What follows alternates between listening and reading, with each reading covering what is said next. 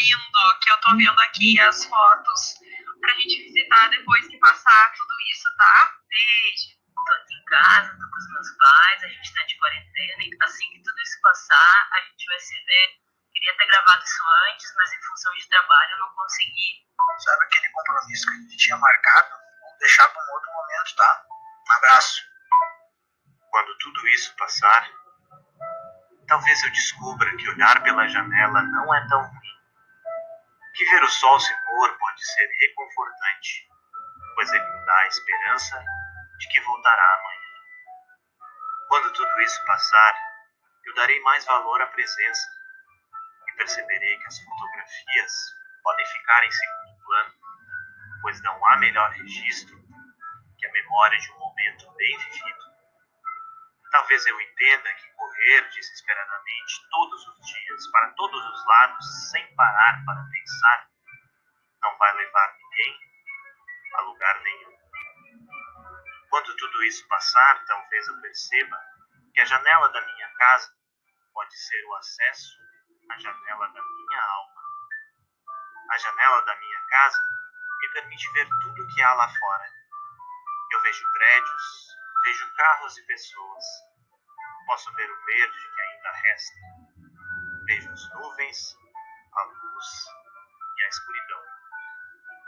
Posso ver a vida pulsante pelo voo dos pássaros e sentir a brisa que sopra ao entardecer. Quando eu olho para fora, eu vejo um mundo que não para. Mas quando eu olho para dentro da minha casa, eu vejo um mundo reflexivo, de convívio e pensante. A janela da minha alma também me permite ver o que há lá fora. Vejo medo se vestir de aflição. Vejo a morte sendo temida e a vida sendo esquecida. Posso ver a ansiedade afetar os corações, mas também posso ver que a bondade ainda é possível. Que as distâncias podem ser encurtadas se houver o querer. E quando eu olho para dentro da minha alma, eu vejo um mundo de perguntas sem respostas. Vejo a mesma angústia do ontem e do amanhã se fazer presente. Vejo que a saudade pode ser a chance de valorizar a proximidade. Eu vejo e sinto que o novo mundo é possível.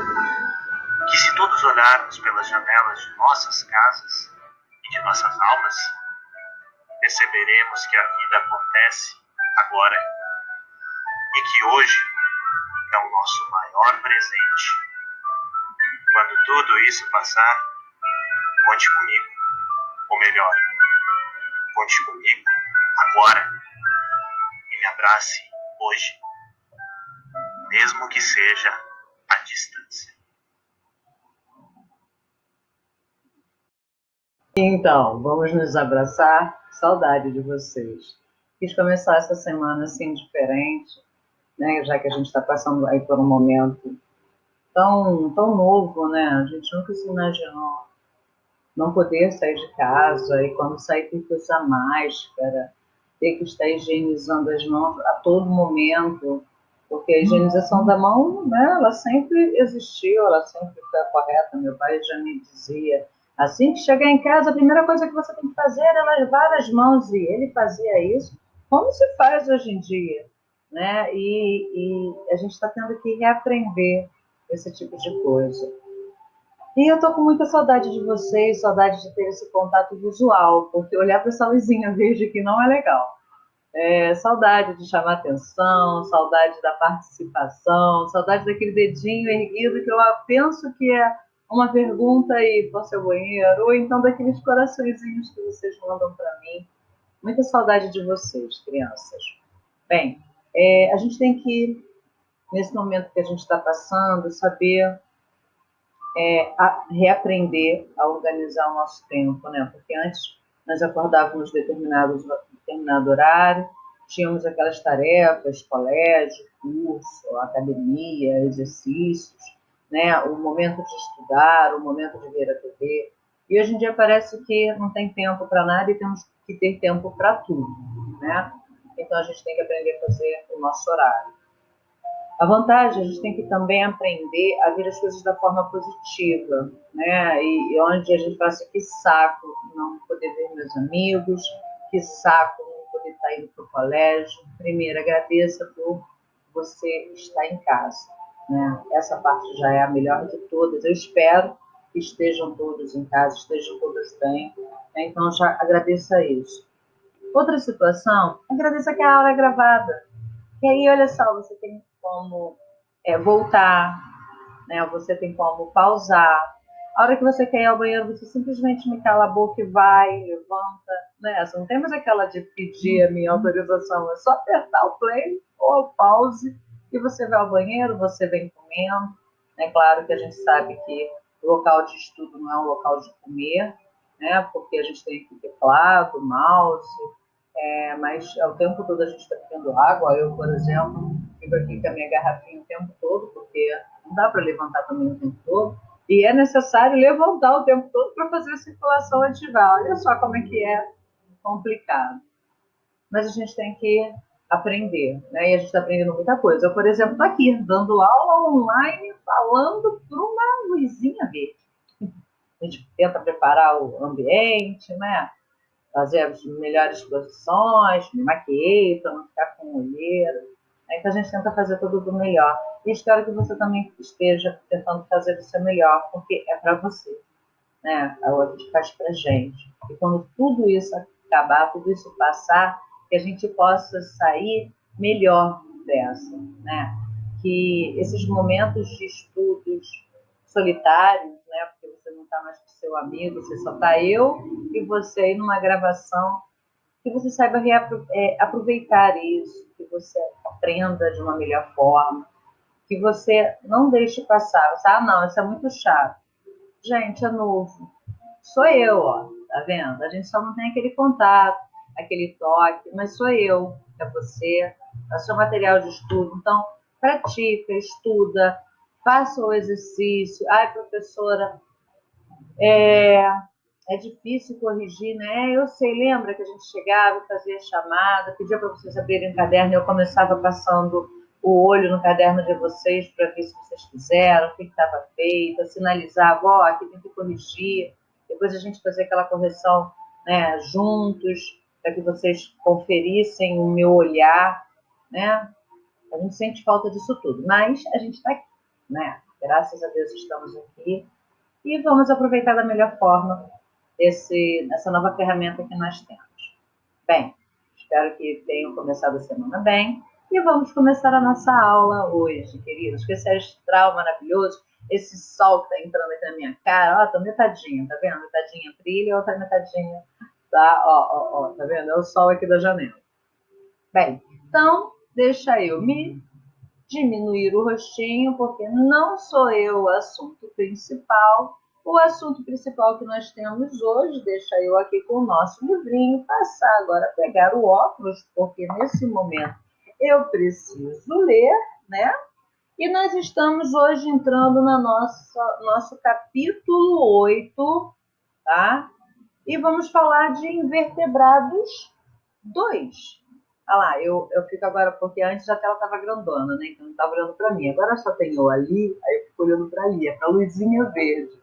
Saudade de vocês, crianças.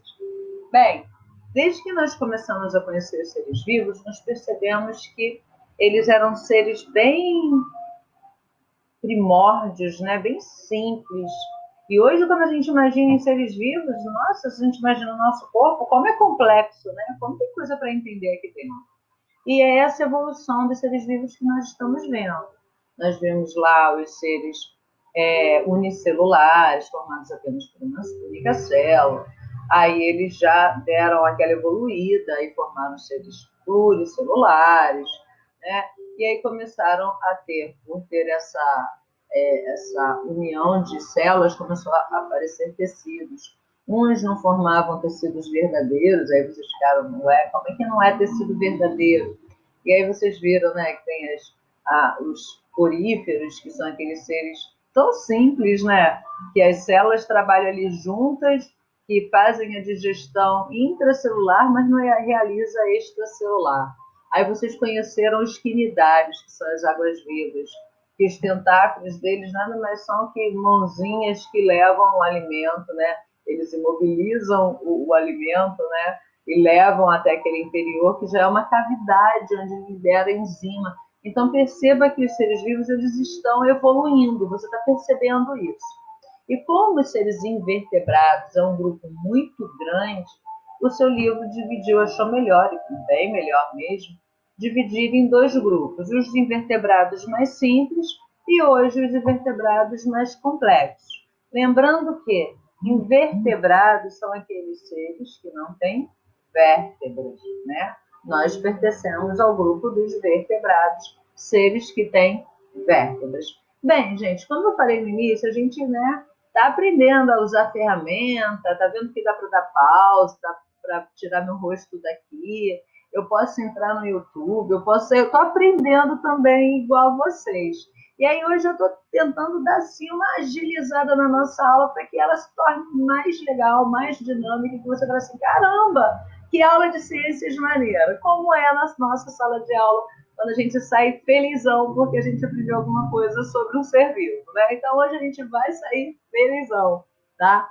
Eu vou tentar interagir o máximo aqui com vocês. Então, você vai ver que tem hora que eu vou sair daqui, vai ficar aparecendo o logo do colégio. Eu vou dar pausa porque eu vou para outra página. Então, não se assustem. Às vezes eu vou ter que dar pausa porque o cachorro latiu ou porque bateram no portão porque a gente está em casa, né?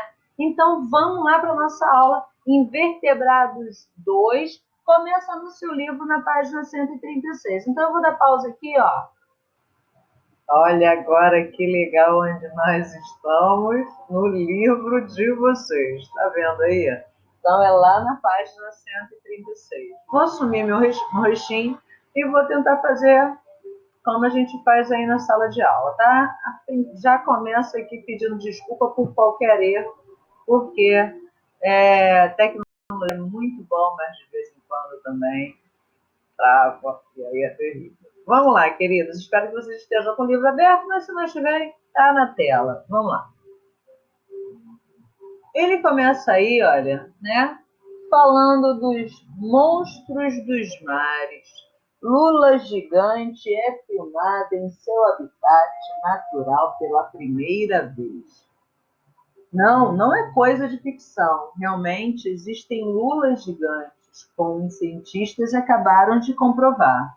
Ao filmar esse monstro marinho em seu habitat natural pela primeira vez. O exemplar filmado é prateado e tem 3 metros de comprimento. Gente, 3 metros de comprimento é maior que a porta da sua casa. A porta da sua casa tem 2,10. Ele foi registrado quase 1 quilômetro abaixo da superfície em julho do ano passado. Julho de 2012, não foi de 2019, tá? Próximos às ilhas Ogasawara, espero que eu tenha pronunciado da forma certa, 1.000 quilômetros ao sul de Tóquio, no Japão. Segundo os envolvidos na pesquisa, filmar esse animal elusivo, né, elusivo quer dizer que tende a escapar, né, que se esconde em seu habitat natural, é um passo fundamental para a sua compreensão. Vamos subir aqui agora. Cadê? Tá subindo? Então, olha aí, ó. Subir mais um pouquinho, continuando. Lula gigante. 3 metros. É enorme, não? Não para os padrões da lula gigante. O maior espécime já pego tinha 18 metros de comprimento, contando tentáculos e tudo mais. Tentáculos, gente, são isso aqui, né? Todo mundo sabe, né? Que isso aqui é tentáculo. Tá vendo na foto, né? Lula gigante e uma baleia cachalote, os gigantes dos mares. E pelo que a gente está vendo, quem está ganhando essa briga aqui é a lula, né? Bem, talvez seja por isso que esse animal é pensado como a inspiração para a criação do mítico Kraken, monstro marinho que tinha fama de arrastar navios e marinheiros para o abismo das profundezas na Noruega no século XVIII. A lula gigante, lá na outra página agora, olha. Pá, pá, pá, pá, pá, pá, pá. Tá vendo? Eu vou para outra página igual vocês. Opa, foi demais.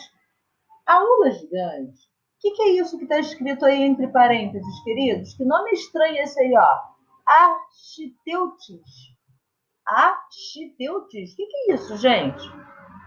Isso, ouvi você falando, hein? É o nome científico, né? Esse aqui é o nome que vai ser falado em qualquer lugar do mundo, e quando você chegar e disser que está falando do Architeutis, todo mundo vai saber que tu está falando de quem? Você está falando da lula gigante.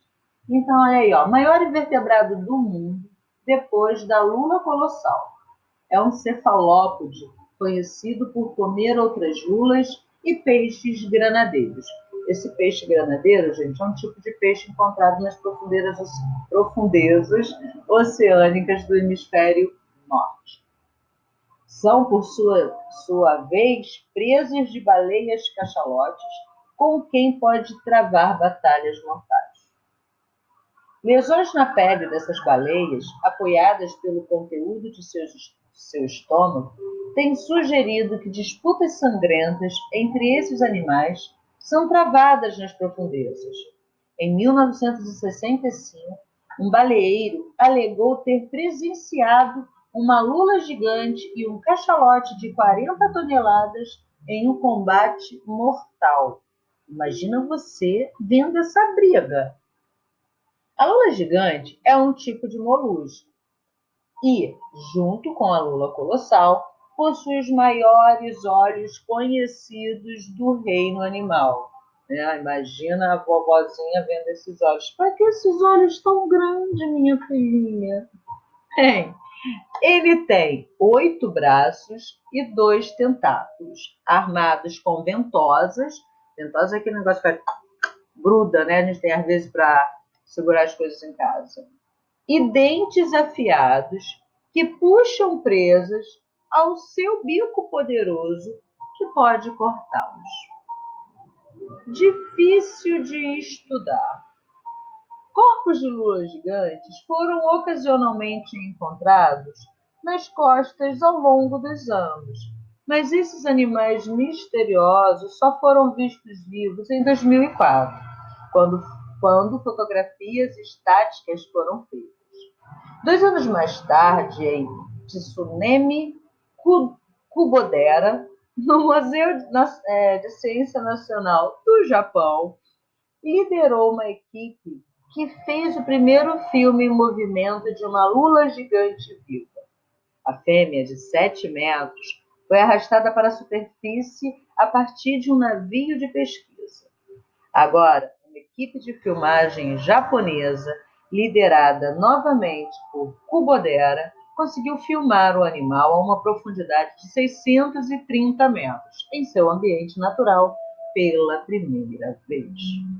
Uma vez localizado o animal, a equipe foi capaz de segui-lo até 900 metros, onde ele desapareceu em um abismo.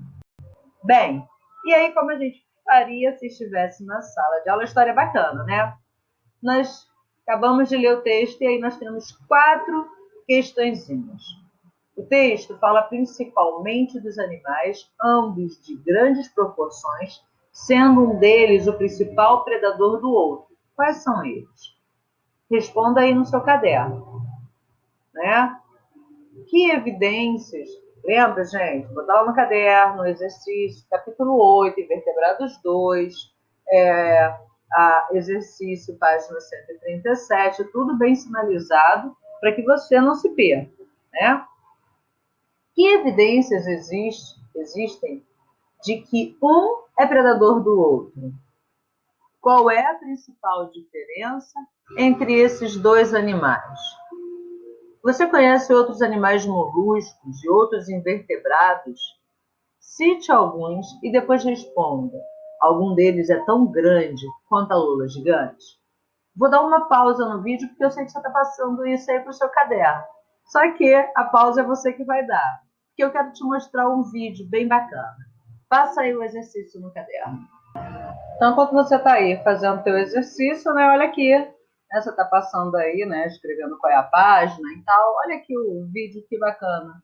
Uma Mas lula. esse é o verdadeiro golpe mortal da lula de Humboldt. O cefalópode de 2 metros de comprimento é intimidador. Mas ainda mais assustadora é sua capacidade de atacar a 6 metros por segundo, 3 vezes mais depressa que o mais rápido nadador olímpico. O segredo de sua velocidade é um sifão que ejeta água do mar com um canhão, permitindo que o monstro gire depressa e elimine a presa com um ativo.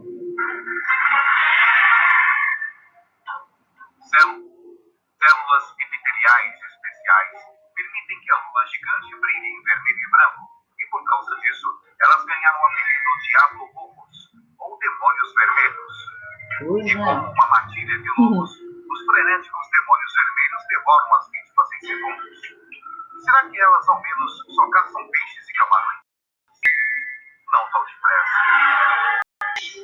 As Humboldts são famosas por atacar objetos estranhos com extrema agressão. Objetos desconhecidos, como câmeras e mergulhadores. As Humboldts são tão agressivas que se voltam contra elas mesmas, horrivelmente devorando umas às outras por uma refeição grátis. E o mais assustador, esses demônios vermelhos estão expandindo seu território de caça.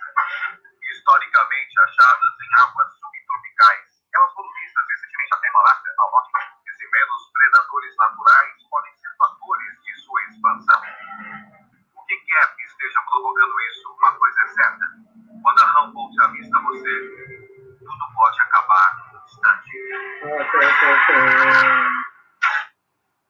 Opa. Então vamos aí, crianças. Voltando à nossa página aí das questões, já responderam? Pelo menos de cabeça? Bem, então a primeira pergunta ele fala aí, ó. O texto fala principalmente de 2 animais, ambos de grandes proporções, sendo um deles o principal predador do outro. Quais são eles? Respondeu certo quem percebeu que a gente falou da lula gigante e da baleia cachalote, né? Eu não falei de outro, só deles dois aí. A segunda questão: que evidência... Eu não preciso esperar, né, gente? É só você dar pause, voltar, escrever, né? Segunda questão: que evidências existem de que um é predador do outro? Bem, então vamos lá, queridos.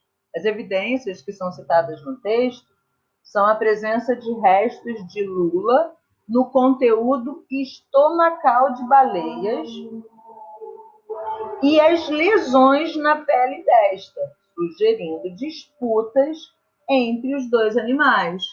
Viu? Então, esses resquícios que eles encontraram é que sugerem que esses 2 animais lutam, né? E um acaba aí se alimentando do outro, certo? Tem outra situação também. O testemunho de pescadores que afirmam ter presenciado uma luta entre uma lula gigante e uma baleia. Então, essa é a resposta da número 2. Viu que eu falei no início da aula? Existem vantagens, que eu não preciso ficar parando, repetindo, né, esperando. Aí você dá o pause, volta no momento em que você se perdeu e consegue copiar a sua questão. Terceira: qual é a principal diferença entre esses 2 animais? Fala para mim, gente. Entre a lula e a baleia cachalote, qual é a principal diferença? Respondeu certo quem disse que a principal diferença é a coluna vertebral, né, gente? A baleia tem a presença da coluna vertebral por ser um animal mamífero, né? É um mamífero aquático. E a lula, ela é um animal invertebrado, ela é um molusco, ok? Bem, e a última questão aí dessa página: você conhece outros animais moluscos? E aí ficou com você, né? Essa é a sua função aí. Você conhece? Já viu? E aí, quais foram? Quais foram esses outros invertebrados? E depois você responde aí. Algum deles é tão grande quanto a lula gigante? Bem, queridos, vocês podem colocar aí vários tipos de animais invertebrados, né? Os insetos, aranhas, é o que nós vamos conhecer hoje aí, né? Então vamos continuar na página do nosso livro, passando aí, olha. E aí ele começa falando para a gente do filo dos artrópodes. Quais são os filos dos artrópodes? Esse, gente, é o maior filo, aliás, desculpa, reino, né? Reino, estou falando do reino animal, certo? Vocês estão lembrando, né? A gente já falou do reino Monera, foram as bactérias, já falei do reino Fungi, foram os fungos, já falei do reino Protista, os protozoários, certo? Agora eu estou no reino animal, filo artrópode, é o maior. Nesse filo é o maior de todos. É o que você mais encontra no reino animal, são artrópodes. Olha aí, ó. Mais de 1 milhão de espécies que habitam os mais variados ambientes. Como você verá. Olha aí que foto bonita. Na foto, né? Não gostaria de nenhum perto de mim. Bem, gente, é muito barulho aqui de carro e tal, porque eu moro em frente à Dutra. Então, por isso que toda hora vocês escutam, né, em moto, caminhando, fazendo essa ruaça. Até que os cachorros estão quietinhos hoje. Mas vamos lá. Esta coleção de insetos preservados em um museu é uma pequena amostra da biodiversidade do grupo de artrópodes invertebrados que tem uma grande importância ecológica. Olha aí, quantos lindões, né? Olha a variedade de cores, olha as patas. Agora perceba uma coisa. Parece que ele é um lado, é repetido do outro, tá vendo? Igualzinho, olha só, esse lado aqui é idêntico a esse. Tá vendo aqui? Olha só, tô mostrando os insetos maiores porque fica mais fácil visualizar. Mas tá vendo, ó? Parece que foi uma réplica. Olha lá que bonitão. Olha aqui, ó. Olha o desenho, gente.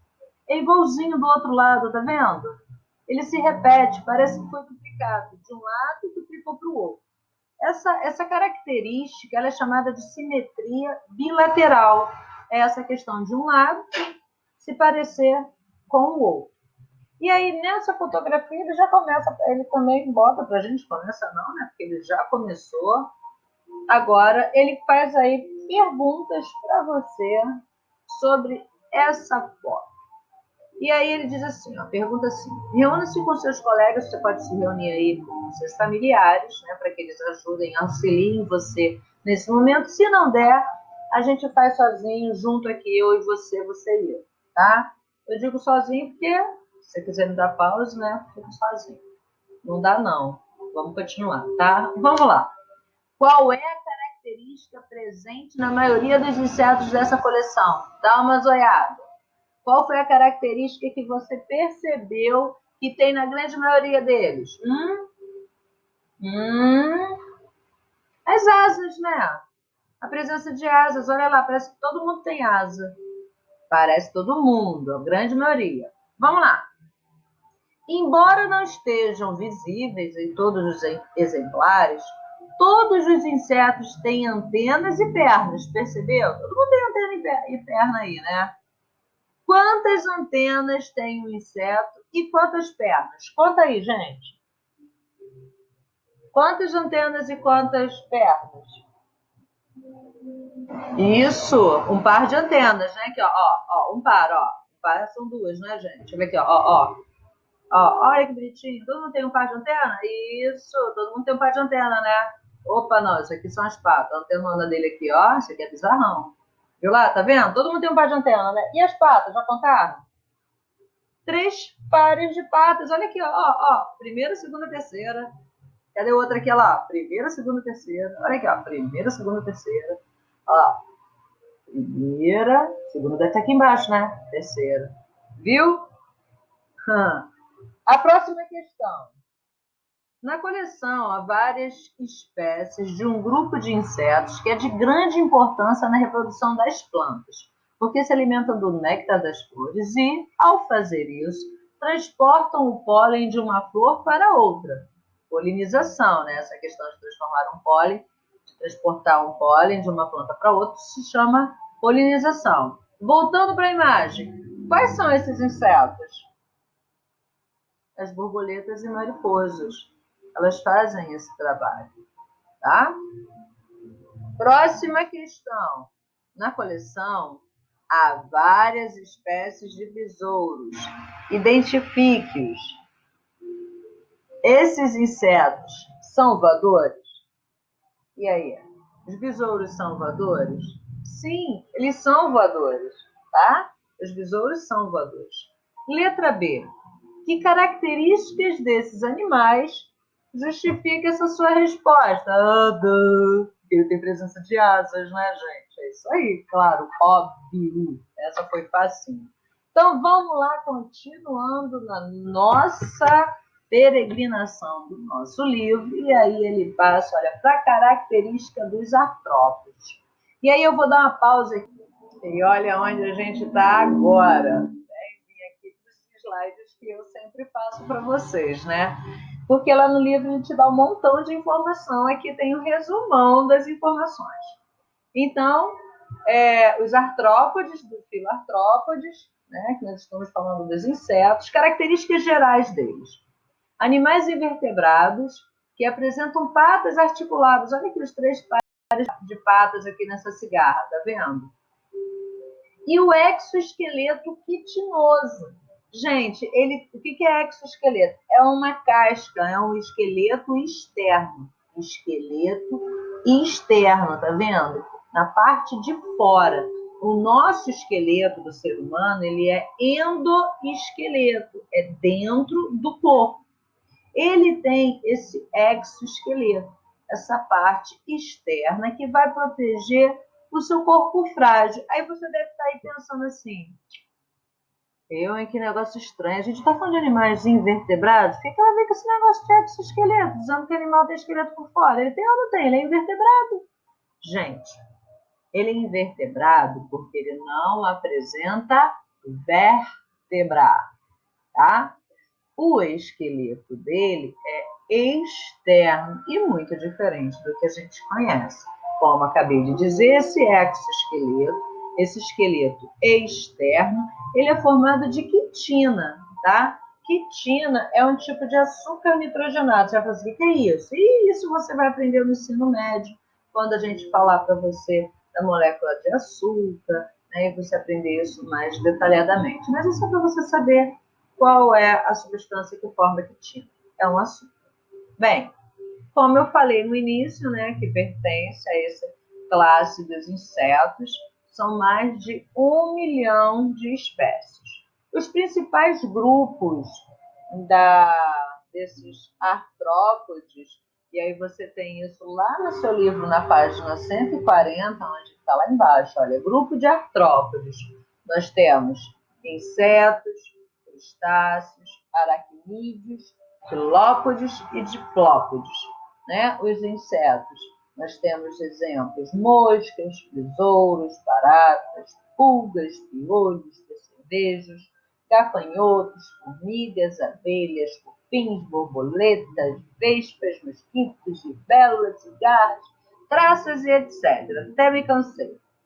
Crustáceos, tá? Que são aí um tipo de artrópode, um grupo, pertencem os camarões, siris, lagostas, caranguejos, tatuzinho de jardim, pitus, baratas da praia, cracas, microcrustáceos do plâncton. Aracnídeos, você vai dizer, isso eu já sei, são as aranhas, acertou quem pensou. Mas os escorpiões, carrapatos e ácaros também fazem parte desse grupo. Diplópodes, tá? Nós temos aí os piolhos de cobra, você vai ver quem são. E os quilópodes, nós temos as lacraias ou centopeias. Vou dar mais uma pausa que eu vou mostrar uma coisa bem legal para vocês. Bem, meus amores, você está vendo aqui, olha, uma cigarrinha linda e maravilhosa, tá vendo? Ela está subindo. Perceba aí, olha só, bonitona, né? Ai, professora, que nojo. Eu sei. O que você está vendo aqui, ó, tá brilhando, né? Isso aí é o exoesqueleto dele, a actina, ela é dura, ela é rígida. E por ela ter apresentar essa característica, né, de dureza, ela impede que esse ser vivo cresça, né? Então, o desenvolvimento dele é indireto. Por quê? Porque existem fases. Ele precisa passar por determinadas fases para ele poder crescer. Por exemplo, quando ele é um bebê, quando ele é um filhote, ele é uma larva, né? E aí, quando ele chega aqui, né, vamos dizer aqui que ele está um rapazinho, e ele precisa crescer agora e virar um homem ou uma mulher, né? Essa carapaça está impedindo, esse exoesqueleto está impedindo que ele cresça. E aí ele precisa trocar de carapaça, precisa trocar de exoesqueleto para que o corpo dele se desenvolva. E é isso aí que a gente vai ver. Olha só que interessante, gente. Vou botar o som aí para ficar mais interessante.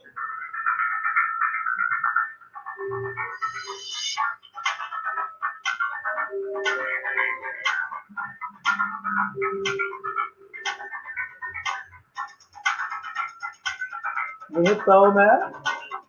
Tá vendo? Ele tá saindo de dentro do exoesqueleto. Olha lá que grande. Olha como que essa roupa tava apertada, gente.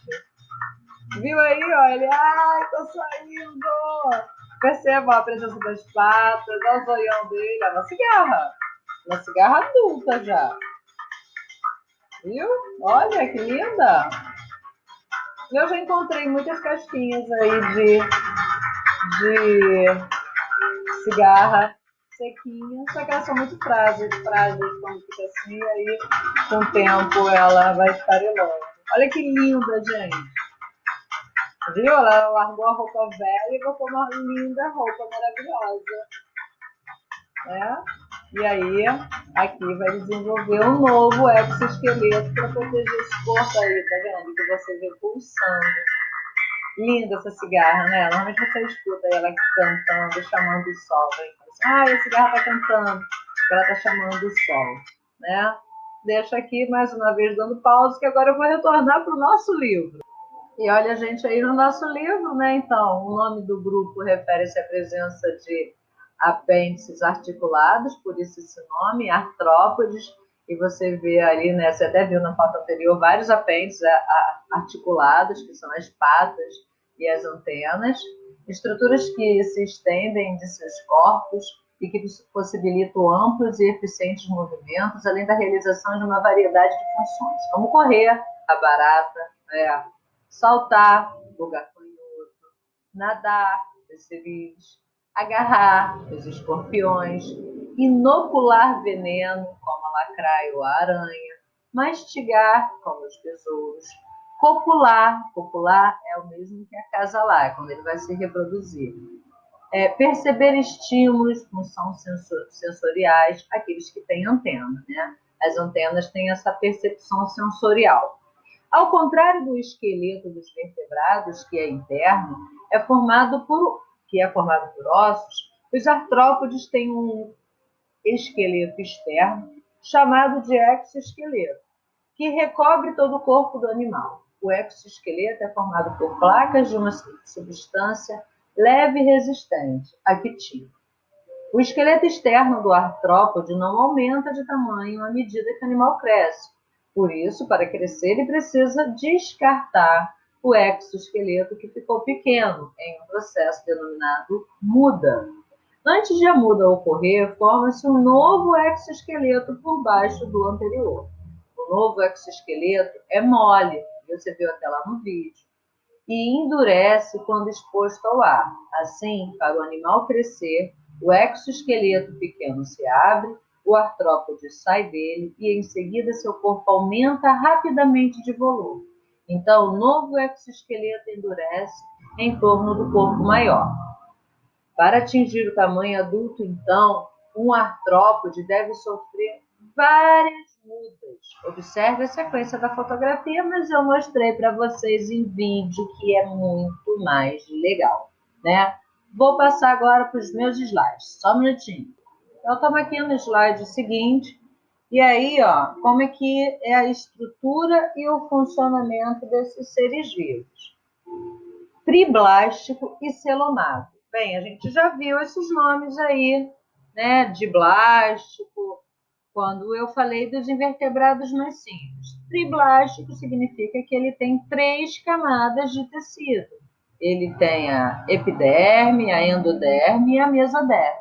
E celomado. Celomado significa que ele tem espaço interno para desenvolvimento de órgãos, né? Lembra, nós conhecemos seres vivos que eram achatados, que eles eram acelomados, não tinha nenhum espaço interno. Esse aí já tem. Simetria bilateral, que foi o que eu falei para vocês. Um lado é idêntico do outro.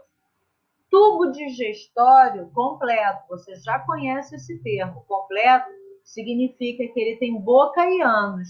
Mas você vai falar assim, que nome é esse aí? Você é palavrão que a senhora botar aí do lado. Protostômio. Protostômio, querido, significa que no momento da formação embrionária desse ser vivo, quando ele estava em desenvolvimento, o que se formou primeiro nesse sistema digestório completo foi a boca e depois se formou o ânus, tá? A gente sabe que ele tem completo, né? Olha aqui, ó, ele vai ter a minha seta aqui, ele vai ter boca e no final ânus. Só que o que forma na fase embrionária vai ser primeiro a formação da boca e depois do ânus. Seres que vão ser dessa forma são os moluscos e os artrópodes, né, que vão ser protostômicos. Apresenta sistema cardiovascular aberto, ou seja, o seu sangue não corre dentro de vasos sanguíneos. O seu sangue corre dentro do seu corpo. O coração dele, né, é dorsal e tem a presença de hemocélios, que são fluidos de hemolinfa. O que é isso? Não apresenta pigmento respiratório. Que pigmento respiratório é esse? Lembra quando a gente fala de sistema circulatório, que nós respiramos, o oxigênio cai na corrente sanguínea e ele é transportado por quem? Pelos glóbulos vermelhos. Os glóbulos vermelhos têm um pigmento que dá cor vermelha ao sangue. As linfas não têm glóbulo vermelho. Eles não transportam oxigênio. Não precisa. A circulação é aberta, ela cai dentro do corpo, então não precisa ver esse transporte. E não é vermelho porque não tem a presença de glóbulos vermelhos, tá? Tipos de aparelhos respiratórios vão ser variados. A gente está falando aí, né? Porque você veja, dos artrópodes, nós temos aí, eles podem ter respirações através de brânquias, eles podem ter respiração através de traqueias, eles podem ter respiração através de pulmão foliáceo. Então, lembrando que quais são os artrópodes? Nós temos insetos, nós temos crustáceos, nós temos aracnídeos, diplópodes e quilópodes, certo? Então, acho que vamos começar. E por isso que nós vamos ver aparelhos respiratórios variados, porque vai depender de onde esse ser vivo vive. Por exemplo, né, os crustáceos, a grande maioria deles, vive dentro da água. E aí a respiração dele vai ser branquial. A mesma questão é do aparelho excretor. O que é aparelho excretor, professor? O que produz urina? Qual é o órgão do ser humano que faz parte desse sistema excretor? São os rins. E nos artrópodes, nós temos aí, ó, túbulos de Malpighi, que são dos insetos e pequenos aracnídeos, glândulas coxais, que são dos aracnídeos, elas ficam nas coxas mesmo. Glândulas verdes dos crustáceos. E o sistema nervoso cordonal ganglionar, o nosso sistema nervoso central. São várias estruturas sensitivas, olho, antena, pelos corporais e etc. Próximo slide aí, ó, considerações evolutivas, né? Como esses seres aí evoluíram. A origem dos artrópodes se localizam no mar. Se a gente perceber, a origem dos seres vivos se localizam no mar. Como nós começamos a falar dos seres vivos mais simples, nós falamos dos poríferos, né? Nós falamos dos sedenterados. Então, a origem dos artrópodes também, o artrópode mais simples, ele se originou no mar, tendo ele conquistado outros ambientes terrestres, inclusive o mar. Ele se desenvolveu e conseguiu ampliar a sua vida no mar. Foram os primeiros animais a dominar de forma eficaz o ambiente terrestre. Foram eles os primeiros a chegarem no ambiente terrestre. Grande distribuição geográfica. Gente, imagina um local que não tem um tipo de artrópode. Não existe.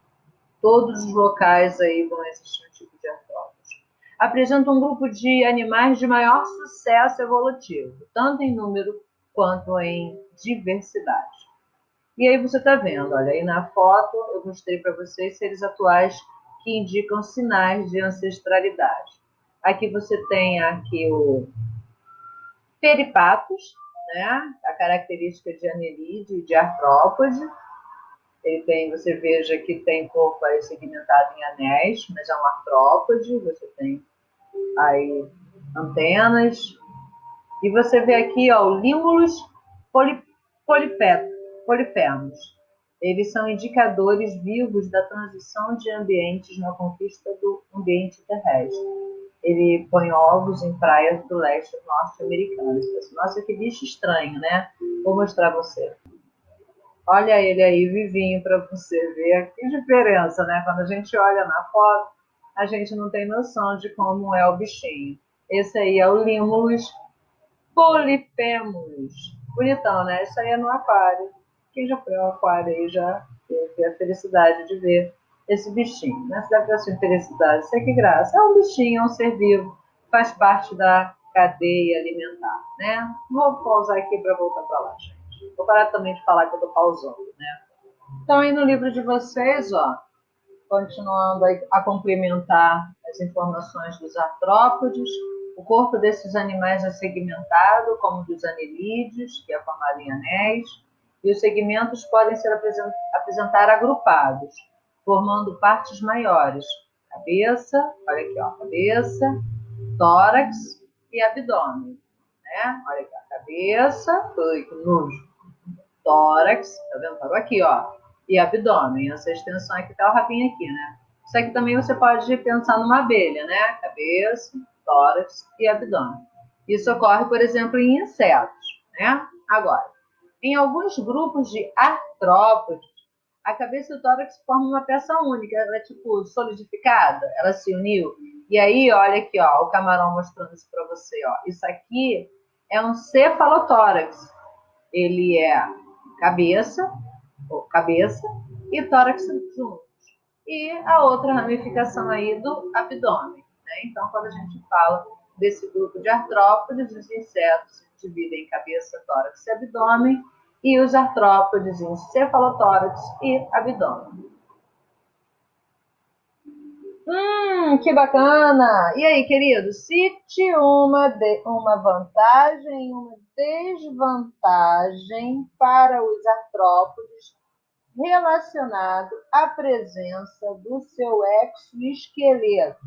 Diz você para mim qual é a vantagem e qual pode ser a desvantagem. Pensa, valendo. Bem, gente, as vantagens de ter essa carapaça, né, esse exoesqueleto rígido, é de proteção, impermeabilização e também, né, ou a formação desses apêndices, que são essas extensões, tá vendo aí, ó? Essa é uma vantagem. Mas como a gente sabe que para tudo, quando tem vantagem, tem desvantagem, a desvantagem é essa necessidade de troca, de muda, para que haja o crescimento da espécie, né? E na questão 2 ele pergunta aí, ó, quais as diferenças básicas entre o esqueleto de vertebrados, como o nosso, e dos artrópodes? Bem, a principal, você está respondendo? Isso mesmo, é que a nossa é endoesqueleto, é na parte de dentro. A deles é a parte de fora, né?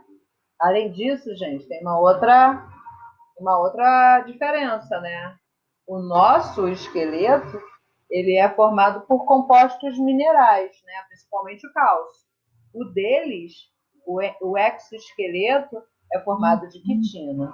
Então, essas aí são as diferenças dos mocinhos aí de vertebrados e invertebrados. Bem, aí você está vendo o grupo de artrópodes, que eu já falei para vocês, e agora ele fala aí dos insetos. Olha aí, ó. Os insetos surgiram na Terra. Se eu estivesse na aula, como é que ia fazer? Floninho, lê aí para mim, né? Os insetos surgiram na Terra há mais de 250 milhões de anos, como comprovam muitos exemplares conservados em ambar. Tá vendo o ambar, gente? É um tipo de resina fossilizada, resina de árvore. E aí, às vezes, essa resina começa a ficar durinha, pega lá um mosquitinho lá que deu mole, morreu, e aí consegue conservar toda a sua estrutura. Quem já viu Jurassic Park, que o primeiro lá, o dono lá do zoológico de dinossauros diz que conseguiu replicar tudo aquilo porque ele conseguiu encontrar um DNA intacto dentro de um ambar, né? Eles ocupam os mais diversos ambientes, exceto os mares, e interagem das formas mais variadas com outros organismos e com o ambiente em que vivem. Os maiores insetos chegam a 25 centímetros de comprimento. Gente, quase o tamanho de uma régua, quase o tamanho do teu caderno grande. Bem, e os menores têm apenas entre 1 milímetro e 2 milímetros, como algumas formigas e moscas. Queria no mercado se tivesse essas moscas aí de 1 milímetro. Como reconhecer o inseto? Até parece que a gente precisa ler, né? A gente reconhece o inseto de longe, mas vamos lá. Conhecer agora suas partes físicas. Olha lá que bonitão. Falei para você, ó, cabeça, tórax e abdômen, os insetos. Agora olha aqui, ó, na cabeça há sempre um par de antenas, um par de olhos e um aparelho bucal adaptado a um tipo de alimentação. Gente, todos os seres vivos vão ter o seu aparelho bucal adaptado à sua alimentação. Por exemplo, quando a gente fala de ave, você imagina várias aves com vários bicos diferentes. Por quê? Porque o bico é adaptado ao seu alimento. Claro que no inseto não seria diferente, né? Então você tem aí, olha, o aparelho bucal mastigador, que a gente encontra em barata e gafanhoto. Sim, barata mastiga. Tem o picador, que são os mosquitos, pulgas, né? Todo mundo sabe como é que é o do mosquito, né? Pulga e barbeira, parece uma agulhinha, ele é o picador. Tem o sugador, que é das borboletas e mariposas, parece uma linguinha. E o lambedor, em moscas, por exemplo. E em abelhas, que utilizam para lamber o néctar das flores. Vocês já sabem que eles têm 3 pares de pernas. E olha aí, ó, no abdômen não há apêndices, mas aqui, ó, não tem apêndice, tá vendo? Todas essas patas, elas saem do tórax, tá? Tá vendo aqui, ó? As patas saem do tórax, não sai da cabeça, não sai do abdômen. Então, por isso que ele diz que aqui no abdômen não tem apêndice, tá? Mas em muitas espécies, as fêmeas têm na região posterior, junto ao ânus, aqui, ó, na saidinha, um órgão especial para a postura dos ovos, chamado de ovopositor. E chega lá e coloca os ovinhos dele. Nas abelhas, no último segmento do abdômen, todo mundo sabe o que fica nas abelhas? O ferrão inoculador de veneno.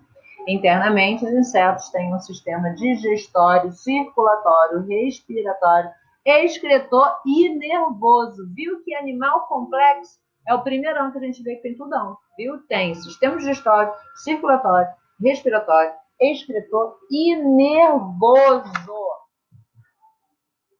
Bem, aquisição evolutiva em insetos. Gente, uma marca registrada desse grupo é a sua excepcional capacidade sensorial. Os insetos têm olhos compostos, formados por até milhares de unidades visuais, tá vendo? Simples.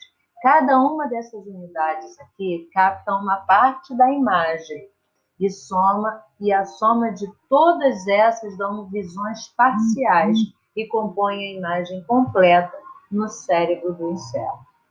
Os insetos também têm órgãos táteis e olfativos e algumas espécies têm até mesmo órgãos auditivos, como grilos e cigarras. Neste último, o macho emite sons para atrair a fêmea no acasalamento. Viu? Não é nada para atrair o sol, é para atrair a fêmea quando as cigarras cantam. Você já observou como uma barata mexe as suas antenas? Já. São nessas estruturas, principalmente, que se encontram as cerdas táteis, onde ela tem o tato, o seu é na pele, né? Nas antenas. Receptoras das sensações de toque que são transmitidas ao sistema nervoso do animal. Além das antenas, essas cerdas podem ocorrer em todas as extensões do corpo. Olha aqui, tá vendo essas cerdinhas aqui da perna dela? O sentido do paladar e olfato são muito sensíveis nesses animais, o que garante que sejam muito eficientes na localização de alimentos, já que podem perceber a presença de presas distantes e o odor de diversas substâncias. Diferentemente do que ocorre nos anelídeos, o sistema circulatório dos insetos é muito simples. O sangue é branco amarelado, olha aí, viu? Não tem hemoglobina nos sangues dos anelídeos e não tem função de transportar gases, mas sim os nutrientes da digestão dos alimentos, né? Esse o nosso sangue também faz. E os resíduos de atividades celulares que sejam eliminados do corpo. Isso também o nosso sangue também faz. O dele não. O dele não transporta gases, mas todo o restante também. Troca de gases da respiração, gente, estou falando de inseto, é pelo sistema traqueal. Gente, tá vendo aqui, ó, abertura traqueal, olha aqui, ó, desse rapaz é aqui, tá vendo? Desse bonitão. Agora da barata é aí embaixo dela, aqui na barriga dela, aqui que está encostada aqui no chão. Então, por exemplo, você vai saber, você vai entender agora. Quando a gente vê uma barata, pelo menos eu, fico em pânico, corro para pegar inseticida, dou de cara com a barata e gasto todo o meu inseticida em cima dela. Mentira, quase tudo. Bem, e aí a barata começa a se sufocar, né? Isso qualquer um se sufocaria, né? Se você começar a espiar alguma coisa em cima da cabeça de alguém, a pessoa começa a se sufocar. E a barata, gente, não tem nariz nem boca que respiram. Ela não tem nariz. E a boca dela tem uma estrutura mastigadora. A boca dela é para mastigar, não é para respirar. O que respira na barata é o sistema traqueal, que é formado de traqueófitos, que são aqui, ó, canais muito finos e ramificados, que fica aqui na barriga dela. Aí, quando você sufoca a barata com inseticida, o que ela faz? Ela vira a barriga para cima. Por quê? Porque ela está tentando respirar. E os traqueífitos dele estão todos engasgados, porque você está dando inseticida para ela, né? Ela não quer, né? Então, você veja, daqui, da barata é aqui embaixo, ó, do grilinho aqui, ó, no joelho, ó, na parte de trás. A pessoa, se você respirasse pelo seu joelho na parte de trás, isso é muito engraçado. Bem, uma curiosidade, toda vez que eu conto essa, tem muito aluno que fica assustado. Você sabia que a barata consegue viver uma semana sem a cabeça, sem isso aqui, ó? Tirou a cabeça da barata. Ela vive uma semana, gente. Alguém já viu uma barata sem cabeça por aí? Gente, ela vive uma semana por quê?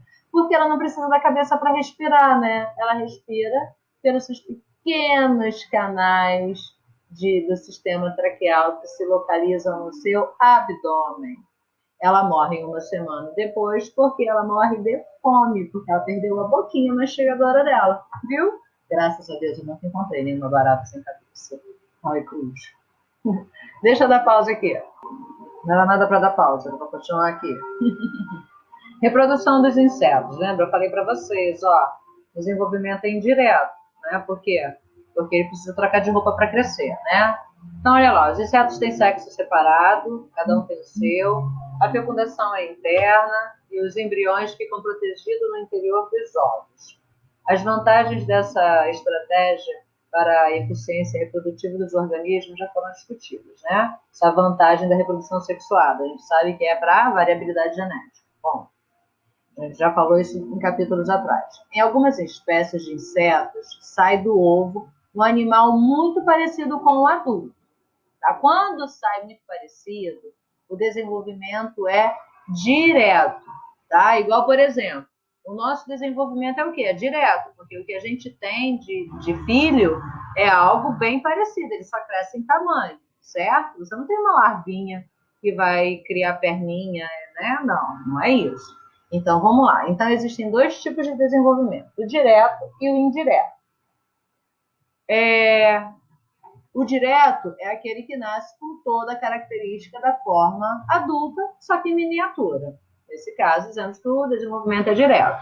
É o que acontece com a traça do livro. Olha aqui, ó. Olha ela pequenininha. Isso aqui era criança, isso aqui era na puberdade, isso aqui era na adolescência, olha aqui na fase adulta. Bem, agora, em outras espécies, quando o eclode, surge um inseto que pode ser bem diferente do adulto, mas bem diferente, nada a ver, esse filho não é meu não. Durante seu desenvolvimento, esse inseto passa por uma série de transformações chamadas de metamorfose. Você conhece esse termo, metamorfose, né? A borboleta, né? Borboleta, quando ela é criancinha, ela é o quê? Ela é uma lagarta, né? Gente, não é largata, você não vai largar em lugar nenhum, é lagarta. Né? Quando ela é criancinha, ela é lagarta. Quando ela está lá na puberdade, ela é lagarta. Quando ela está na adolescente, ela se aborrece, entra pro casulo, fica lá, não quero mais sair, não quero saber desse mundo, e aí fica lá só se preparando, né, preparando a pele, preparando tudo, e na fase adulta dela, ela sai como uma belíssima borboleta, né? Brincadeiras à parte, mas você entendeu que aí acontece o desenvolvimento indireto, quando o serzinho pequenininho é bem diferente da mamãe e do papai dele, né? É o que acontece, por exemplo, com os Quetaedes egípcios, né? Que você viu lá no capítulo 5, que quando tem um ovinho, né, no lixo, do alimento em decomposição, os ovos, depois de 1 a 4 dias, saem pequenas larvinhas de trocinho que ficam se mexendo na água, desesperados, com aspecto de verme, que se alimenta dos materiais onde ele cresce. Depois ele vai sofrer várias mudas, tá? Ele vai crescendo, aí chega a fase de pupa. Olha aqui, ó, olha que bonitinho. Tá mostrando aqui, ó, da mosca, tá? Também a mosca a gente vê muito em lixo, né? Quando era pequenininha, lá, ó, você vê a larvinha, depois ela se transforma em pupa. Aqui, ó, ela é criança, puberdade, adolescente e adulto. Fica imóvel e a camada externa do seu corpo endurece, igual o casulo em cima da borboleta, formando um casulo, que é uma espécie de cápsula protetora, dentro do qual permanece por cerca de 1 semana. Após também fica lá só se cuidando, né? Fica lá fazendo meditação, exercitando quietinho, exercitando respiração, cuidando da pele. E aí, após sofrer grande transformação, a metamorfose, rompe o casulo e sai como uma linda mosca adulta. Brincadeiras à parte, vocês entenderam, né? Pense e responda. Lembrando que o Berne, esse aqui, ó, Berne, é estudado no capítulo 7, invertebrados 1, corresponde a uma das fases do ciclo corresponde a uma das fases do ciclo de vida da mosca, de nome popular varejeira. O verme parasita a pele dos animais como bois, cães e seres humanos. Sob a pele, ele cresce e alimenta-se do tecido vivo do hospedeiro, formando uma ferida. Ele se assemelha a um verme branco amarelado e provoca infecção e dor local. Em que fase do ciclo de vida se encontra a mosca que causam essa infecção? Pensando aí, gente? E aí, fala para mim, que fase que ela se encontra?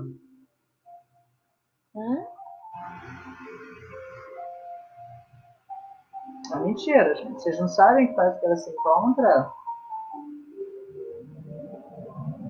Na fase larval, né, meus amores?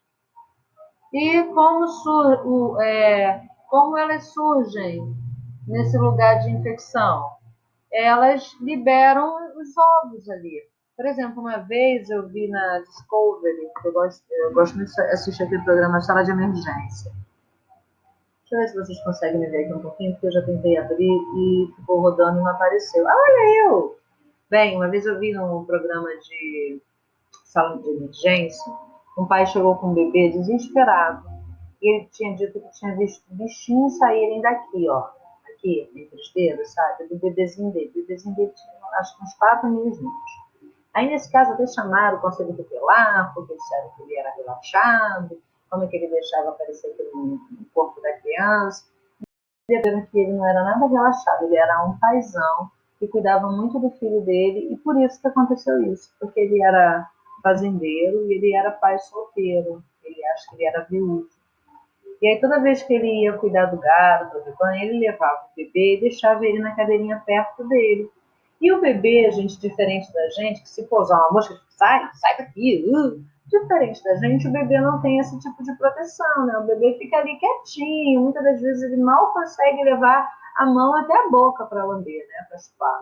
E aí, como o bebê ficava quietinho, as moscas ficavam caminhando pelo neném e depositaram os ovos, esses ovos entraram aí na pele e o bebê chorava muito. Aí o médico viu, tirou, e aí receitou um remedinho, limpou, tirou, né, puxava assim com pinça, tirou todo o berne, limpou, desinfectou e o bebê ficou bem, graças a Deus, né? Mas isso acontece, infelizmente. Por isso que às vezes, né, posou mosca, gente. Ah, posou mosca na salada. Tira aquele pedaço e joga fora, porque mosca, ele vive em lugares sujos, ele pousa em cocô, ele pousa em lixo, em bicho morto.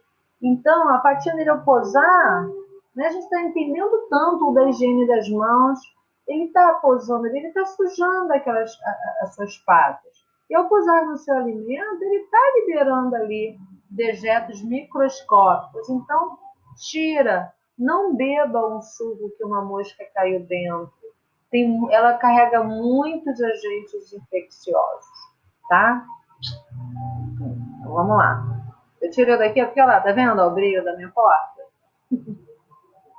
Bem, a importância dos insetos para vocês não são nada importantes. São, sim, importantíssimas, gente. Eles são muito importantes porque fazem parte aí de uma cadeia, né, de alimentos, uma teia alimentar muito importante. Ele faz parte de um grupo de animais. Ele precisa, né, existir. Deixa eu sair daqui que agora eu vou voltar para os slides.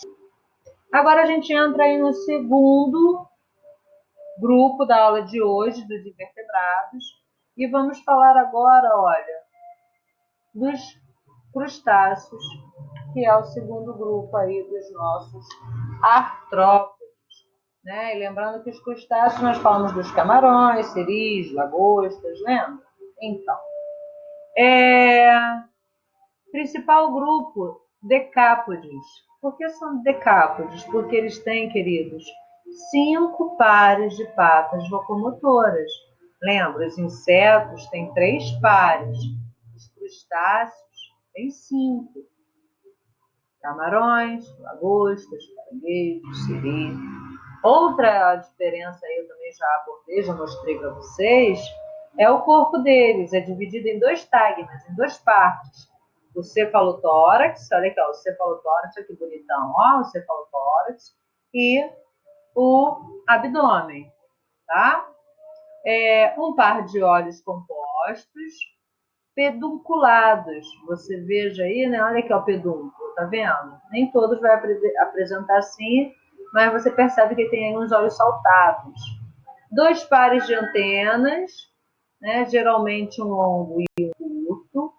Primeiro, pares de patas podem ser reestruturados, olha aqui, queridos, em pinças ou quelas, tá vendo? Por exemplo, camarão não tem, mas os outros aqui, eles se adaptaram, né, para se proteger, para se alimentar, né? Isso aqui é uma adaptação ao local em que eles vivem. Esse mocinho aqui se alimenta de seres microscópicos, ele não precisa disso. Podem existir outras estruturas adaptadas à locomoção, como patas abdominais e os uropódios, que são pés caudais, né? Isso aqui, esse moço já tem. A fecundação cruzada interna, as fêmeas carregam os ovos e o desenvolvimento é indireto. Por que é indireto? Fala aí para mim. Por que é indireto, gente? porque ele tem fase larval, né? Porque nasce diferentinho da mamãe e do papai, certo? Opa, não quero usar aracnídeos não, quero mostrar outra coisa para vocês. Deixa eu dar pausa. Quero mostrar esse vídeo aqui, bacana, explicativo, que a gente vê os crustáceos em movimento e consegue identificar as partes dele, né? Consegue também perceber esse desenvolvimento indireto, essa troca de exoesqueleto. Então, deixa eu botar o vídeo, o áudio e play. Eu vou ficar quietinha, tá? Estamos aqui no Aquário Marinho do Rio e hoje eu devo contar uma curiosidade sobre os crustáceos. São camarões, civetes, lagostas, caranguejos que mantemos aqui no nosso aquário. Os crustáceos são artrópodes e uma das características de artrópode é de possuir um exoesqueleto de quitina, recobrindo o corpo. Para ele crescer, ele precisa remover esse exoesqueleto e ele faz isso de tempos em tempos conforme o crescimento dele. Aqui no aquário, a gente aproveita esse exoesqueleto, que é chamado durante a muda de exúvia, trata ela e envia para o setor de educação, onde lá ela é mostrada ao público. Agora que vocês já sabem o que são as exúvias, a gente vai mostrar um pouquinho como que a gente usa elas aqui no aquário. Aqui no Tanque de Toque, a gente gosta de mostrar para os visitantes como que acontece o crescimento e o desenvolvimento desses animais. Além disso, o toque permite ao público uma aproximação maior em relação a esse ambiente e uma sensibilização. Essa sensibilização é uma ferramenta super importante da educação ambiental.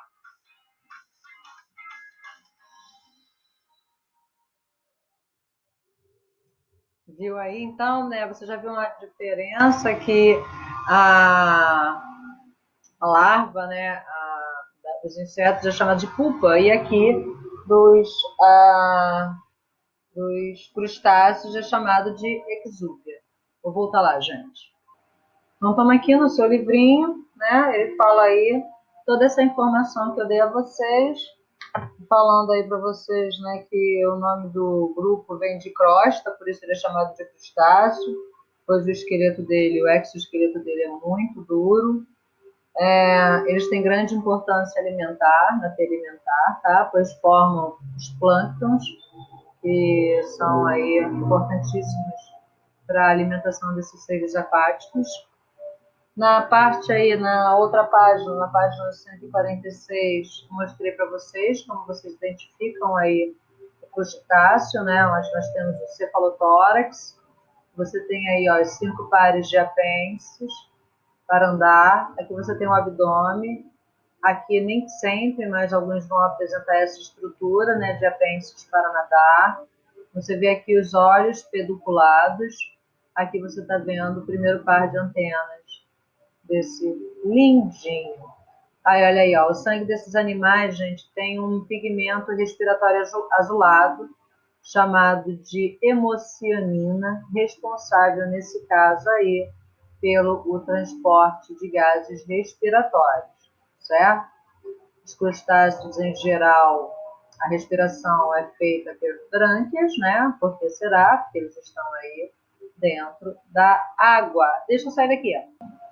Sair de lá porque esse capítulo é muito grande e ele está colocando várias questões para a gente, né? Então vamos agora aqui, queridos, né, na página 147, no grupo dos aracnídeos, o outro grupo aí de artrópodes, onde não está, falei, vou repetir, 147 no seu livro. Bem, nós temos aí 3 grupos principais dos aracnídeos. Nós temos os araneídeos, os escorpionídeos e os acarinos. Os nomes já estão falando: aranha, escorpiões e ácaros. O corpo dele também é dividido em cefalotórax e abdômen. Podem apresentar pós-abdômen, hein? Como os escorpiões, ou o corpo em uma tagma, como os acarinos, né? Por exemplo, os ácaros ou os carrapatos, o corpo dele é simples, né? Não é uma bolotinha. Não tem cefalotórax. Só tem uma ramificação, uma tagma, certo? E quando você pensa, por exemplo, no escorpião, ele tem o cefalotórax, que é a cabeça unida com o tórax, ele tem o abdômen e ele apresenta um pós-abdômen, ele apresenta uma extensão para picar, para ele se proteger, para ele se alimentar. Esse grupo tem 4 pares de patas, que são no cefalotórax, não tem antena, viu? Primeiro aí dos artrópodes que com a ausência de antena. Eles têm, queridos, quelíceras, é o nome das peças bucais que são usadas para captura, imobilização e retirada de pedaços a serem ingeridos. Eles podem também, através dessas quelíceras, inocular o veneno, né, as peçonhas. Pedipalpos. Os pedipalpos são modificações de peças bucais para manipulação de presa. Elas viram, né, tem lá na frente as quelíceras e as primeiras peças, ao invés de serem patas, elas se modificam e viram como se fossem mãos, né, para manipular a presa, poder movimentar e levar até as suas quelíceras. Os olhos são simples, olhos simples, 8 em aranhas e 2 em escorpiões. Em aranhas aparecem, gente, tá? As glândulas produtoras de seda e as fiandeiras. A parte da digestão em aranha é extracorpórea, é fora do corpo. Ela libera as enzimas, depois só absorve os nutrientes. Quem já viu inseto seco na teia de aranha, né? A teia ali fica só o insetinho, só a carapaça, só o exoesqueleto. Em escorpionídeos, a peçonha é inoculada pelo agulhão no final do pós-abdômen. Olha como são lindas, né? Aqui você está vendo uma aranha, aqui você está vendo um escorpião. Você percebe aqui, olha, o cefalotórax e o abdômen, os 4 pares de patas, ausência de antenas, mas você percebe a quelícera, é isso aqui, ó, aqui, e aqui é a glândula que produz o veneno. Aqui você tem 8 olhos e aqui você tem os pedipalpos, que são essas partes dianteiras que se adaptam para poder levar presa até a sua quelícera.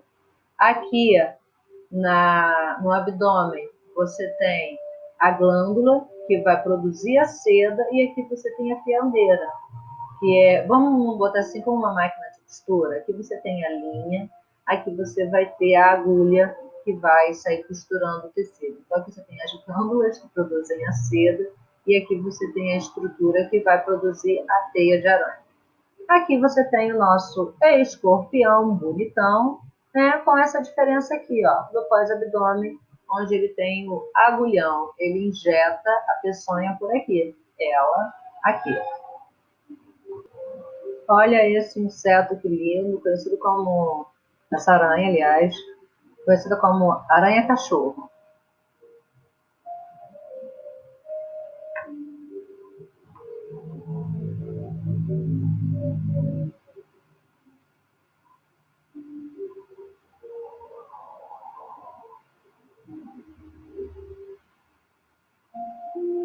Linda, né? Você percebe aí os 4 pares de patas, olha aí, ó, ela utilizando seus pedipalpos, né? É uma aranha diferentona, né, gente? Mas é uma aranha, como toda estrutura de aranha. Muito bonitinho. A única aranha é um bichinho pequenininho. Não parece cachorro, olha, tá com um cachorro em cima dela. Aqui, ó, os olhos, o focinho, as orelhas. Né? Muito linda. Bem, parando aqui. Bem, puxei aqui para o seu livro, olha, lá na página 148, onde ele mostra o ácaro, né? Onde ele tem um corpo totalmente diferentão de todos os outros. E esse grupo, gente, ele se alimenta de sangue, né? Eles são hematófagos, por se alimentarem de sangue. Aqui você tem os ácaros, são seres microscópicos, se alimentam de restos de células.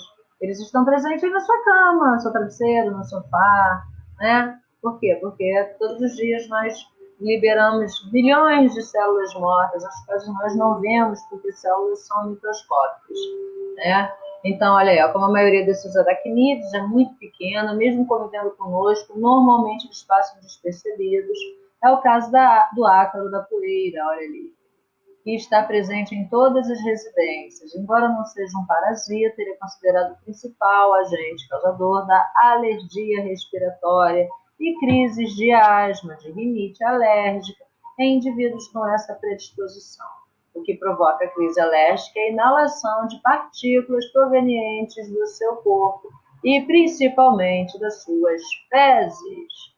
A presença de ácaros é bastante comum em travesseiros, colchões, almofadas, tapetes, sofás, bichos de pelúcia. Por isso que as pessoas alérgicas não podem ter bicho de pelúcia e tapete. Enfim, em todos os ambientes da casa onde possam encontrar alimento em abundância. Mas afinal, o que os ácaros comem? Eles se alimentam de fungos e de material orgânico em decomposição, como resíduos da pele humana descamada. O carrapato, também outro ser muito pequenininho, né? Também ele é hematófago e o carrapato estrela, ele, uma vez infectado, ele pode ser o transmissor da bactéria causadora da febre maculosa, a doença que afeta o ser humano com gravidade, cujos sintomas são febre, dor de cabeça, falta de apetite e pequenas manchas vermelhas na pele dos pés, mãos e tornozelo. Se não for tratado a tempo com antibiótico, a infecção se generaliza e pode levar à morte. No Brasil, as capivaras são reservatórios naturais dessa bactéria. A transmissão do micro-organismo... Gente, me perdi. A transmissão do micro-organismo de um animal para outro, incluindo o ser humano, é feita pela picada do carrapato, que fica preso na pele por algumas horas e ingere muito sangue, o que deixa bem volumoso. Né? Já viu um carrapato com a barriga cheia? Fica gordão, né? A remoção dos carrapatos deve ser feita com cuidado, sem espremê-lo, pois há risco de infecção. Não é legal você arrancar o carrapato do cachorro, por exemplo, e quando você arranca ele, é como se ele estivesse lá mordendo o seu cachorro. Quando você arranca, ele arranca o pedaço do cachorro. Na zona rural, são medidas importantes a proteção do gado pela pulverização de drogas carrapaticidas na pele do animal, a remoção do mato e a manipulação da limpeza em torno das casas, currais, galpões e assim. Bem, aqui, né, vou mostrar para vocês alguns grupos. Olha, você está vendo aqui a metamorfose, ó, a metábolo, a traça do livro, peças bucais mastigadoras, sem asa, corpo escamoso, 3 caudas no abdômen. Aqui, olha, os hemimetábolos. Olha isso aqui, ó, as libélulas, os gafanhotos, cupins, borboletas, moscas e mosquito, mosquito aqui, e pulgas. Tá? Só mostrar só as fotinhas, tá, meus amores? Aqui você tem o chato, isso aqui é tipo piolho, só que é bem menorzinho. Tem cervejo, cigarra, besouro, joaninha e formigas. Agora, passando para o próximo, nós vamos entrar aí na página 150, falando de quilópodes e diplópodes. Quilópodes, meus amores, são centopeias e lacraias, são quilópodes. Elas apresentam um corpo longo e segmentado com um par de patas por segmento e um par de antenas longas. Tá? Perceba que os quilópodes têm um par de patas por segmento. Diplópodes, corpo longo e segmentado, apresentando um par de antenas curtas e 2 pares de patas por segmento. Percebeu a diferença, então, aqui no nome? Quilópodes, ele apresenta apenas um par de patas por segmento. Diplópodes apresentam 2 pares de patas. E quilópodes, antenas longas, diplópodes, antenas curtas. Quilópodes são carnívoros e predadores, apresentando apêndices inoculadores de peçonha. Agora, os diplópodes são detritívoros, ou seja, comem detritos. Resumo, então, aí, gente, desse grupo de artrópodes. Eu cerrei o grupo de artrópodes. Nós temos crustáceos, aracnídeos, insetos, filópodes e diplópodes. Então aqui você tem o corpo dos crustáceos, tá vendo? Aracnídeos, insetos, a quantidade de patas, de antenas, de asas, forma de inscrição de cada um, da respiração e exemplo de cada um para você não confundir. Não vou repetir, não vou ler porque vou me tornar repetitiva e essa aula já está muito longa e os grupos são muito grandes, né? Isso aí você vai dar uma pausa, vai copiar esse resumão lá para você e assim você sabe a característica rapidão de cada um. Tem que saber? Tem que saber. Né? Porque eu posso botar lá uma informação dizendo que o aracnídeo ele tem 5 pares de patas e aí afirmando isso, e você, se você não souber que eles têm 4 pares, você vai se confundir. Quem tem 5 são os crustáceos. E a gente entra agora num outro filo. Falei dos artrópodes, o outro filo de hoje são os moluscos. Os moluscos, eles têm esse nome por apresentarem o corpo mole, são animais de corpo mole.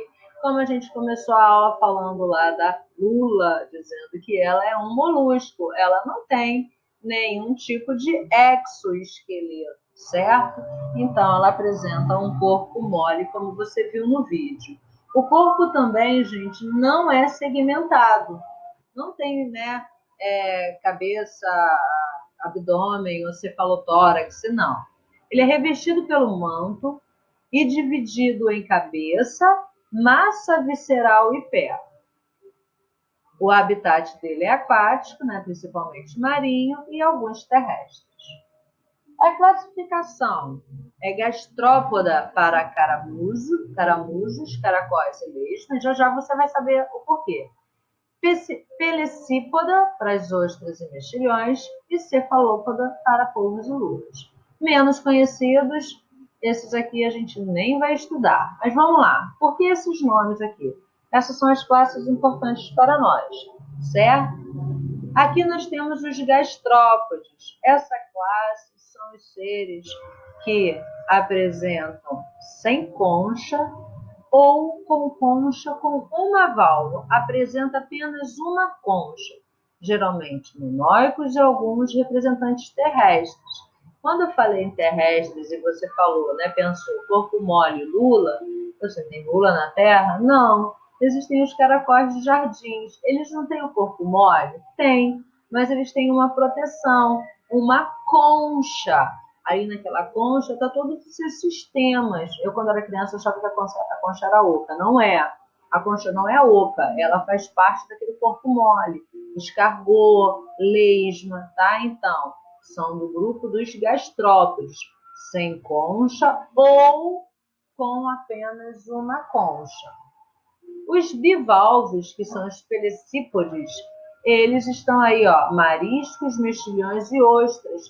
Qual é a diferença? Bivalve. Eles têm duas válvulas, duas conchas, né? As ostras não são uma caixinha, parece uma caixinha de anel, são duas conchas. E os cefalópodes, né? Cefalópodes são os que apresentam concha interna ou ela é ausente. E assim nós falamos do polvo, das lulas e calamar. Bem, aí você está vendo, olha, os tipos que eu falei para vocês. Você percebe aqui, olha, a presença apenas de uma carapaça, que elas estão abertas, né? Mas as ostras, elas têm duas, e aqui os cefalópodes, ok? Olha agora aqui a estrutura que eu falei para vocês. Olha, gente, essa concha, ela tem uma estrutura interna aqui. Eu, quando era criança, achava que eu via desenho de tartaruga, que a tartaruga entra dentro da carapaça, eu achava que era oca. Nem da tartaruga é, tá? Aqui estão as vísceras dela. Então, olha, estrutura e funcionamento. Podem existir conchas calcárias, uma univalve ou duas bivalves. Em lulas, a concha é interna, flexível, longilínea no dorsal do animal. Então, quando você vê uma lula, ela tem uma concha interna e flexível, por isso que ele consegue realizar tantos movimentos. Não é dura e rígida como a do caracol, por exemplo. É secretado pelo manto. Você percebe que quando um bichinho desse se movimenta, ele secreta uma gosma. né? E essa gosma também ajuda a ele se movimentar. A dobra do manto, formando a cavidade do manto com função respiratória, compondo ali o pulmão nos terrestres, claro, e abrigando brânquias nos aquáticos. Existe também os órgãos excretores e de liberação de fezes. Então, você está vendo aqui, ó, tubo digestório, olha aqui, ó, boca e ânus, certo? Aqui você está vendo os pés, né? Quem já viu aí aquele Monstros S.A. que passa uma lesmazinha correndo na frente da faculdade, dizendo, meu Deus, estou atrasada, começa a correr, todo mundo começa a rir porque ela é uma criatura muito lenta, né? Aqui você tem a boquinha, tá vendo aqui, ó, isso aqui é rádula, é uma espécie de dentes ásperos, onde ela consegue raspar o que ela quer comer, ela fica raspando as coisas. Aqui você tem os olhos, tentáculos, a concha. Aqui você tem as gônadas, aqui é onde vai produzir o seu gameta. Aqui o coração, a cavidade pericárdica. Aqui você tem o manto, olha, e aqui você tem o ânus, tá vendo? Aqui, olha, as brânquias. É bonitinho. Deixa aqui. Opa, passei. Peraí. Aqui, olha, eu vi no livro de vocês, porque lá na página 152, ele dá um zoom na rádula, tá vendo? Não são dentinhos, é como se fosse uma parte áspera. Deixa eu até me mostrar aqui, ó. Que fica assim, raspando as estruturas para poder se alimentar, entendeu? Isso é a rádula, por isso eu vim aqui no teu livro para mostrar. Olha aqui, vou continuar aqui também, que aqui ele mostra, olha, as conchas, né? As conchas do mar e as pérolas. Sabe como é que formam as pérolas, gente? As pérolas, elas são fragmentos de sujeira, né? E aí a concha, ela vai começar a produzir um material, por exemplo, você conta sujeira nos dentes, você escova, você passa fio dental e você tira. Ela, como não tem toda essa estrutura, quando entra algum grão, né, nessa ostra aqui, esse grão ele começa a ser protegido por várias substâncias. E essas substâncias elas vão se calcificando, se solidificando, vão endurecendo. E com o passar dos anos, porque não é em uma semana ou duas, com o passar dos anos, você tem ali o aparecimento de pérolas no interior dessas ostras. Então, as pérolas, elas são frutos de substâncias que causariam algum problema para a ostra. Então, você veja aí, olha, todos os bivalves têm concha, que é composta de duas peças, tá vendo? Olha aqui, as duas peças articuladas. As válvulas que podem se abrir e fechar pela ação de músculos que conectam internamente. Ao contrário dos gastrópodes, os bivalvos são animais filtradores. Com a concha parcialmente aberta, recebem uma contínua corrente de água que traz alimento e gás oxigênio dissolvido. Os alimentos são encaminhados por batimentos de cílios para a boca do molusco e o oxigênio passa para a corrente sanguínea na brânquia do animal. Bem, agora aqui nós temos os cefalópodes, né? Há milhões de anos nos mares, o grupo dos cefalópodes foi muito mais numeroso. Alguns integrantes atingiam até 2,5 metros de diâmetro, como os indivíduos dos gêneros Ammonites cefalópodes, com conchas externas, dos quais existem vários registros fósseis. O representante atual dos cefalópodes com concha externa é o Nautilus, ou Nautilo, que vive em grande profundidade marinha. A concha desse molusco tem várias camadas internas que se comunicam por um orifício e armazenam um gás secretado pelo animal, regulando a quantidade de gás. E aí você está vendo a bonitinha aí, a mula. E vamos agora aí no grupo final, os equinodermos. Eu sei que é grande esse capítulo, queridos. Eu sei que é bem grande. Bem, nesse grupo aqui nós temos espécies exclusivamente marinhas, tá? Nenhuma delas é capaz de nadar ou de flutuar. As estrelas do mar, o ouriço do mar, o pepino do mar e as serpentes do mar locomovem-se arrastando-se em movimentos lentos no fundo do mar ou sobre rochas. Já os lírios do mar são animais fixos neste grupo, não há espécie de parasitas nem colônias. Características do equinodermo. Os equinodermos são bem diferentes dos outros invertebrados. Uma característica interessante do grupo é a presença de um esqueleto interno, endoesqueleto, formado por placas calcárias que fica por baixo da pele fina e transparente. Em alguns grupos de equinodermos, como os ouriços do mar e a serpente do mar, as placas que formam o esqueleto soldam-se e originam uma verdadeira carapaça que protege o corpo do animal. Nos pepinos do mar, as peças do esqueleto são tão pequenas e afastadas que não produzem o mesmo efeito.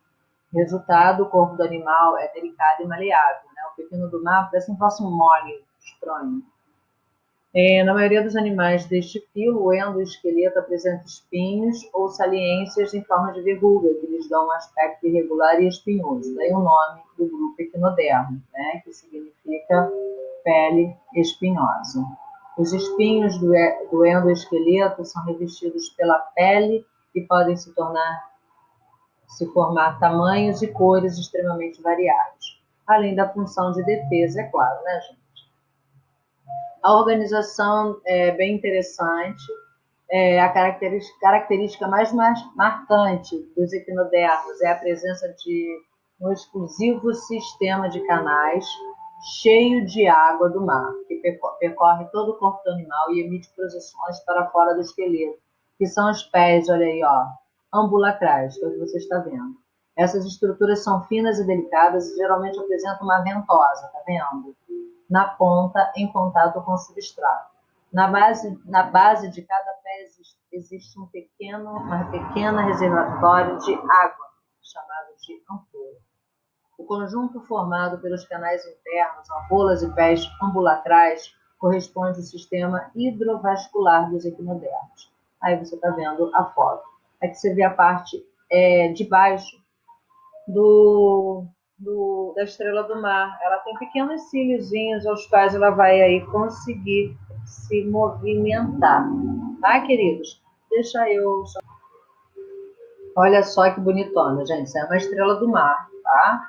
A câmera aí pertinho dela, e aqui você vai conseguir visualizar os pés ambulacrais. Tá vendo? Para fazer a movimentação. Vou dar play para você perceber como é que acontece.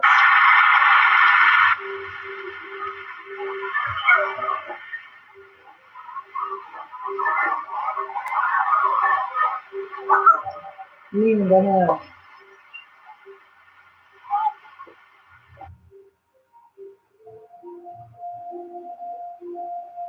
Percebe, gente, que ela tem uma proteção aí, olha. A cor dela é quase que a mesma cor aí da areia.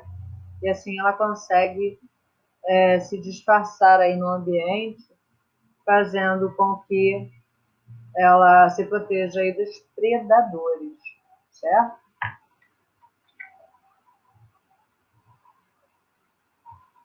Bem, amores, com essa imagem linda, né? Não estou falando de mim, estou falando da estrela do mar, brincadeiras à parte. É super extenso esse capítulo, né? Por isso que eles dividiram em duas partes. E por ser tão extenso, dessa vez eu não passei aquele exercício complementar para você, tá? Você vai precisar fazer somente o do livro, que são 3 páginas, concluindo aí Invertebrados 2. Então, o exercício do livro, eu vou mandar lá, junto com o link dessa aula, vou mandar para você também nos slides, página 158, 159 e 160. Aí, opa! Me distraí lá, viu? O vídeo ficou rodando. Queria acabar só com aquela cena linda. E aí você tem aí, tá vendo aí, ó, o exercício do livro, página 158, 159 e 160. Tá ok? Deixa eu crescer aqui para vocês. Deixa eu tirar esse óculos. Meus amores, boa semana. Faça um exercício, volta esse vídeo, dá pausa, anota. É um monte de nome estranho, eu sei que mas a gente precisa saber. Se liga nas diferenças dos grupos, tá? Tem uns que tem pata, outros que tem asa, outros que tem antena, outros que não tem. Tá bom? Beijo no coração de vocês.